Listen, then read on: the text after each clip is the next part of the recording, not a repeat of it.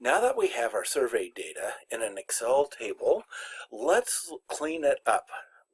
By clean up, we mean getting rid of the scores that are meaningless, either because they're such outliers that they can't be true, or maybe because somebody went through the survey really quickly and gave the same answer for every answer. It's data that's just noise. It's data that's not meaningful, and then we'll get rid of that data. So here we have our downloaded survey, and we have our variable numbers in the top row of the table. This row up here above is the question that was in Google Forms, and then we've got their responses in numeric format in each row of the table. Now, before we do this, Google Forms freezes the top row. And that means that when we scroll down, that top row stays down there. Now, when we scroll, let's keep the variable names there. And also, let's keep the participant number over here. So we want this row, or this column to be frozen, and the first three rows to be frozen. So we put the cursor at in the first place that shouldn't be frozen. So I put the cursor there, I go to View, and I want to go down to Freeze Frames. Now the first thing it says, do you want me to unfreeze frames? Oh yeah, I want to unfreeze frames because that's what it's already frozen from Google Forms. So I do unfreeze forms, or panes. Then I go to Freeze Panes, and I'm going to freeze everything above where the highlighted cell is and everything to the left of it. So I will freeze panes. And now, when I scroll, we will always keep the participant number and we'll always keep the variable names there. Now, how are we going to tell if there are outlier scores? One way of doing that is, let's go back to Home, and we can have, there's conditional formatting as an option someplace.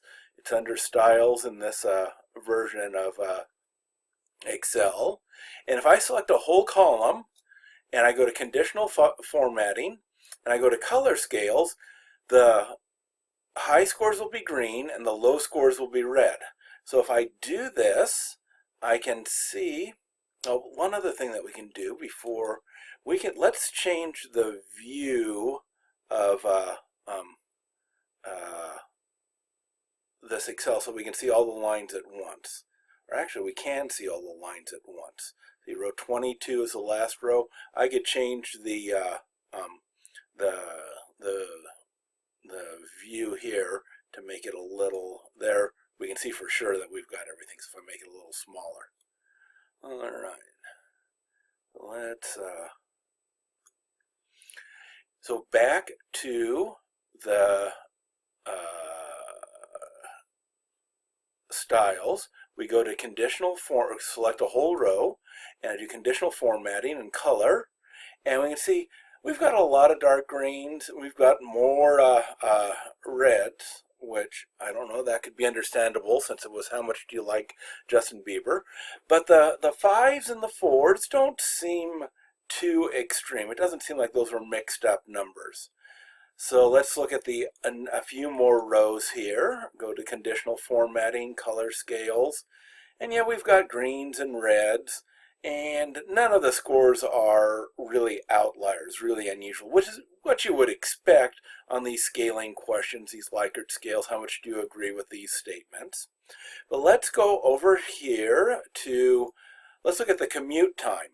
We go to the commute time, select that row, go to conditional formatting, color, and we get the lowest score are 2, or 1, so that doesn't seem unreasonable. The longest is 90 or 75. It's not like it's 800 or something like that. So that's probably okay. We go over to the commute time with traffic, conditional formatting, and we look at, we've got the shortest commute time is 0 minutes when there's traffic. Ooh, that doesn't sound good. That's item number 23. So I'm just going to note that item 23 is a bit bizarre. maybe we're going to have some problems with that. Okay, now let's go over to age, see how that is. Conditional formatting, and ooh, look at that. There's one red and nothing even close to it. And so that is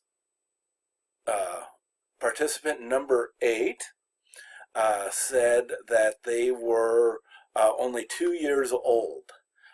That is clearly an error. I don't think any 2-year-old can fill out Google Forms, at least not coherently to the point of reading what is your age and entering into 2. So this is probably an error. Now the age question was a fill-in-the-blank error. Let's see if the other numbers that they're giving make sense. We've got shoe size is an 8, commute time 2 minutes, traffic, no traffic, that's not so clear. E5R is 1, E4 is 5, so it seems like they're a very extroverted person. There are 1s and 5s, a lot of 1s and 5s, but oh, there's a 4. It looks like they were looking at what they were doing. They weren't just putting the same number down for all of them or putting down nonsense numbers. So probably this age is, let's delete that because that's an error. They probably meant something like 22 or 25, and they didn't do that. So let's just delete their age. We could delete the whole row, but probably they just made a mistake with their age. So we can go back to conditional formatting, color scales. Let's clear the rules.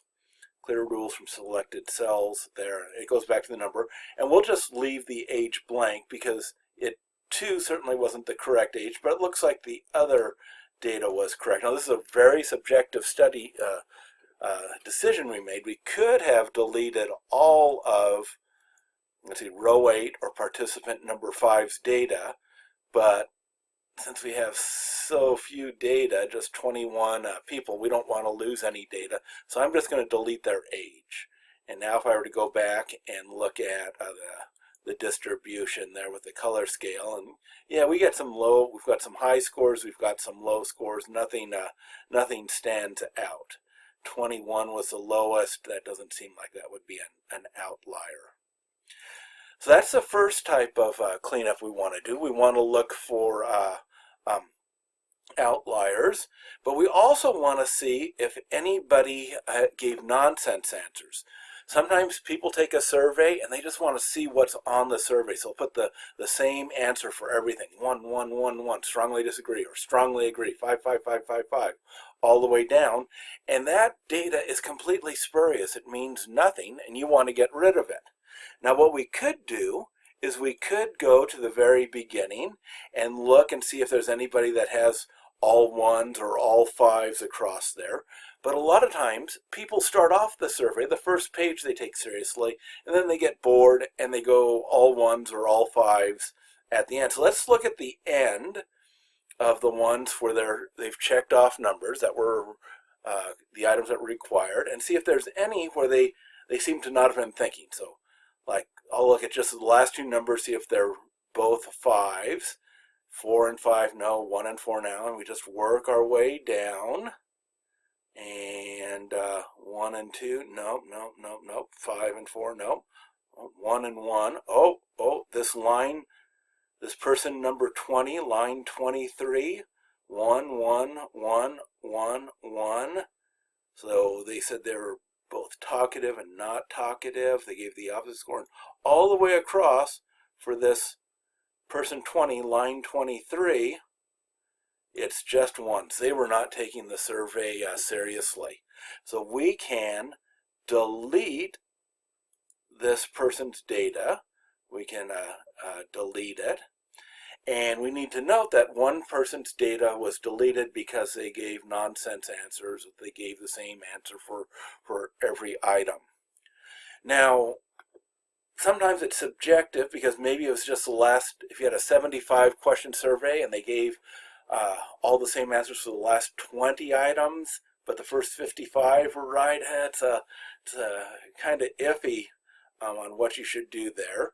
But if you do delete it, it's really important to not delete data after you've started to analyze the data. You can't look to see if the data fits your hypothesis before you decide to delete it or not. That would be unethical. And the same thing with this person's age.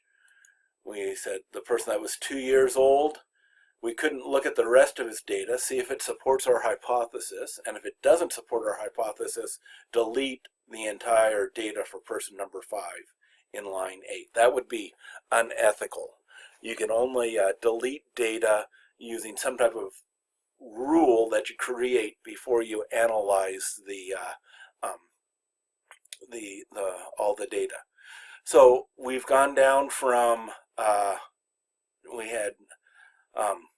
had 21 participants. We had to delete participant 20 because they gave nonsense answers, and then but for participant 5 on line 8, we just deleted their age because that seemed to be a mistake in entering it.